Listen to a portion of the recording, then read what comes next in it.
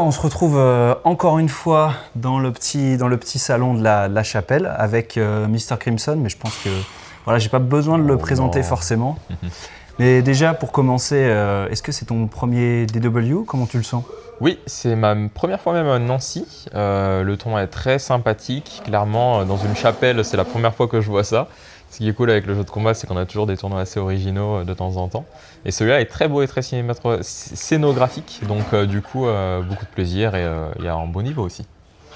Oui, bah, il y a pas mal de niveaux. Effectivement, on a les habitués qui reviennent régulièrement. Toi, comment tu le sens justement ce tournoi par rapport au niveau affiché et quels sont tes objectifs aujourd'hui? Bah, je me sens bien. Le niveau affiché est très élevé, hein. Il y a Solti par exemple qui est un de mes rivaux clairement. On y va toujours pour gagner évidemment, donc je vais tout donner pour ça. Mais aussi prendre du plaisir, travailler mon nouveau personnage qui est Viper, avec lequel je passe beaucoup de temps en ce moment. Elle est disponible dans le jeu depuis 4 mois à peu près. Donc je suis en période un petit peu aussi d'apprentissage là-dessus. Mais Ok. oui, beaucoup de plaisir et un très beau niveau. Et concernant justement l'expérience offline, est-ce que selon toi, par rapport justement à la communauté qui grandit, est-ce que ça reste la meilleure façon d'appréhender le jeu et de prendre en expérience? Alors, oui, mais ce n'est pas la seule façon. Je dirais pas non plus forcément en réalité la meilleure, ça va vraiment dépendre au cas par cas. Ce qui est bien avec l'offline, c'est que la personne est à côté de toi, donc tu peux en parler, tu peux évoluer, parler du match-up, de comment t'améliorer, de comment tu pourrais mieux gérer certaines situations, ce qui n'est pas le cas online, excuse-moi. Mais malgré tout, le online, ça reste un outil quand même assez important pour progresser. J'ai toujours été un peu un défenseur du online. J'ai toujours trouvé que c'était quand même une manière très pertinente de trouver des adversaires de haut niveau. Tu peux jouer contre Phenom en Norvège, tu peux jouer contre Raps en Italie, tu peux jouer contre Killdew en France, etc. Donc tu as un panel de joueurs très important. L'avantage du offline, c'est vraiment la communication. Ouais. Ok. Parce que ça vient de me faire penser à quelque chose, mais là tout à l'heure je jouais à Street 4 et je suis rentré dans le mode entraînement. Et est-ce que tu aurais vraiment la même réponse si par exemple le mode d'entraînement de Street 6 c'était celui de Street 4? Vraiment un mode d'entraînement qui était basique mais où tu avais tous les mêmes outils qu'actuellement? Alors, ouais, je vois ta question. Je pense effectivement que le mode entraînement de Street Fighter 6 est un très très gros point fort du jeu pour progresser. Que ce soit online ou offline, là pour le coup, effectivement. Ouais. On a beaucoup évolué là-dessus depuis Street 4, même depuis les anciens Street. Aujourd'hui, on peut avoir la frame data dans le jeu, on peut avoir encore tout plein d'options qui s'ajoutent au fur et à mesure des mises à jour. On a par exemple le replay takeover qui est très important et intéressant. Pour ceux qui ne savent pas, c'est le fait de pouvoir prendre le contrôle d'un replay online et de pouvoir simuler les mêmes situations qui sont passées dans le match. On joue contre quelqu'un et on a la possibilité de mettre start. Je veux prendre le contrôle de tel perso à tel moment, pour pouvoir justement avoir un simuli de la situation et pouvoir trouver quelque chose d'adapté pour la contrer. Donc clairement, ouais, le mode entraînement aujourd'hui est très pertinent et j'espère que les autres jeux de combat vont s'inspirer de ce mode training de Street 6. Et après, c'est pas forcément figé, hein. On sait que le replay takeover était disponible avant sur Tekken, même s'il était déjà en développement sur Street. D'ailleurs, ce qu'il faut savoir aussi, ce qui est un peu moins connu, c'est que c'est aussi faisable en offline sur n'importe quel match, à condition d'être connecté à Internet. Ça, par contre, ça peut être pénible parfois, notamment en événement, on ne peut pas forcément revoir ces matchs. Quels sont tes tournois à venir et aussi, selon toi, quelle est l'importance justement d'avoir des tournois plus locaux, on va dire, avec un peu moins de joueurs et avec un cadre un peu intimiste, pas forcément que l'UFA, Evo et des gros majors? Alors mes prochains gros tournois, bien évidemment il y a l'Evo Japan. Je vais essayer de faire un petit peu quelques Evo bien évidemment. Aujourd'hui on a beaucoup d'Evo, on a l'Evo Singapour, Evo Japan, Evo France, Evo USA évidemment. Donc ça fait beaucoup. Mais oui, les Evo c'est maintenant les immanquables quand on peut. Après la saison est plutôt off pour le moment. On n'a pas encore de grosses annonces de tournois. Le mix-up bien évidemment a été annoncé il y a peu. J'y serai évidemment en Lyon. Et par rapport aux plus petits events, oui, je trouve quand même que ça a son importance. Tu as une vraie proximité avec les gens, ça te permet de prendre plus de temps avec les gens quand tu es entre guillemets joueur pro pour faire un peu de free play avec eux, leur donner quelques tips sur leur évolution, etc.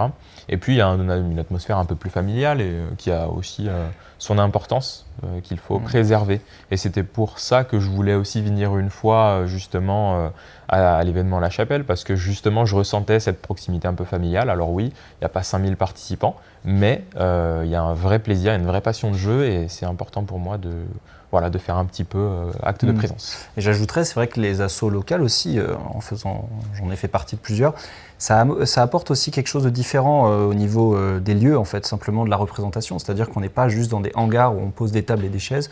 On peut vraiment avoir des lieux différents, hein, même un cybercafé, ça change en fait.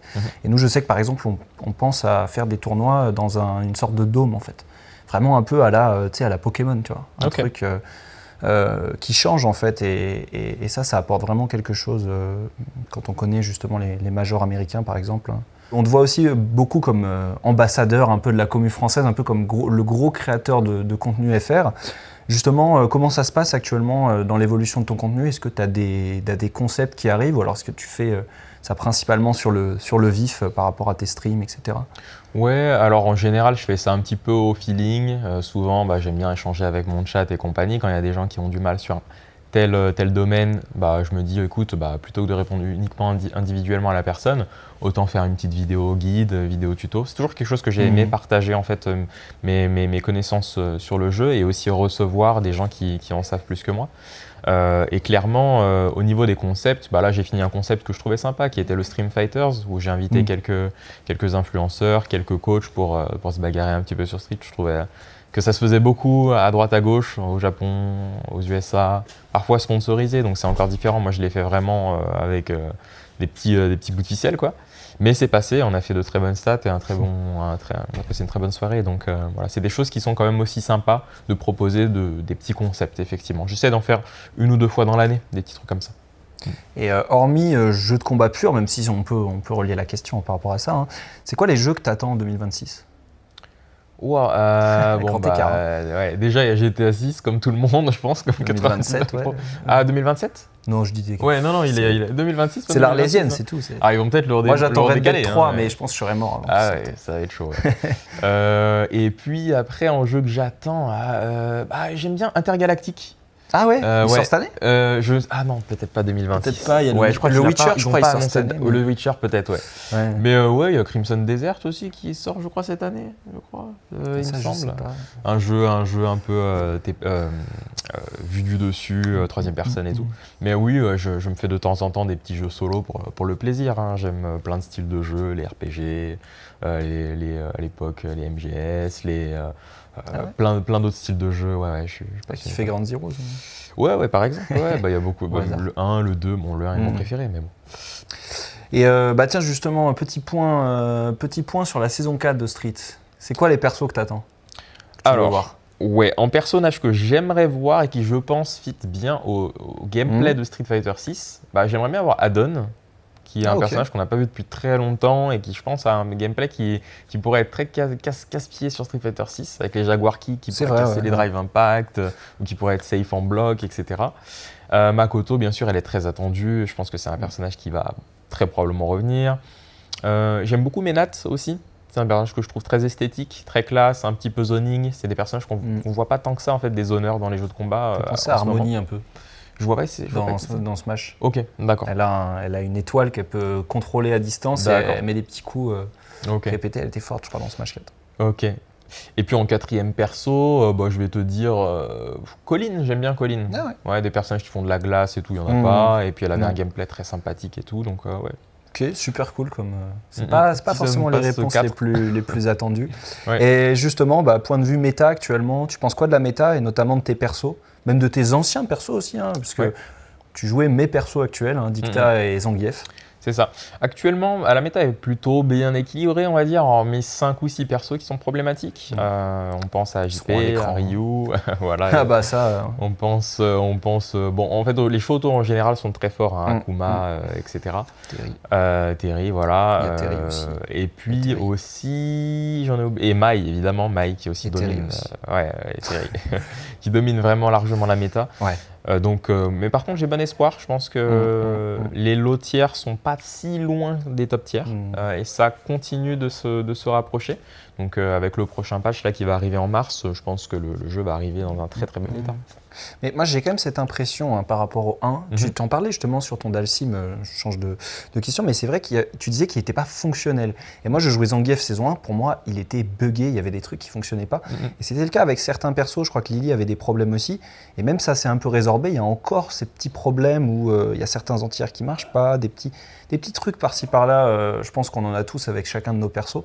Est-ce que justement, c'est pas aussi un confort de jeu qu'on peut attendre et pas juste un rééquilibrage? Donc, ouais, c'est quelque chose pour le coup auquel Capcom sont très présents, le fait de, on va dire, stabiliser les persos, d'avoir le plus possible de combos qui passent dans la plupart des situations, des super, tu sais, lorsque tu fais des super cancel, ta super, ils ont réduit le startup de manière à ce que ça combote tout le temps avec ton coup spécial.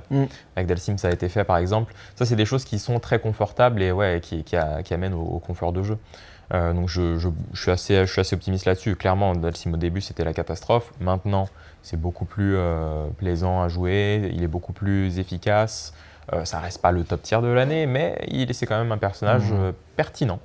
Et pour ce qui est de Viper, justement mon autre perso, je la trouve à peu près au même niveau de Dalsim. Elle a des forces, des faiblesses, personnage plutôt bien équilibré. Et je trouve qu'il faut orienter et équilibrer le jeu autour de ces personnages-là. Pour ce qui est de mes anciens mains, si tu veux, je fais un petit peu dessus. Zangief, je trouve que c'est un personnage qui est quand même assez correct. Pareil, il est à peu près dans les mêmes tons de Dalsim, de Viper. Peut-être légèrement moins fort, je dirais. Et puis, pour ce qui est de Dicta, c'est quand même un top tier. Je le mets pas loin du top 10. Clairement, un personnage très fort, un peu instable par le fait qu'il n'ait pas d'option défensive. Ça marche. Écoute, moi je te souhaite bonne chance pour la fin du tournoi, parce que là on est dimanche midi, hein. C'est l'heure d'aller manger. Merci. Et puis à bientôt, peut-être sur un prochain tournoi. Avec plaisir. Ciao tout le monde. Salut.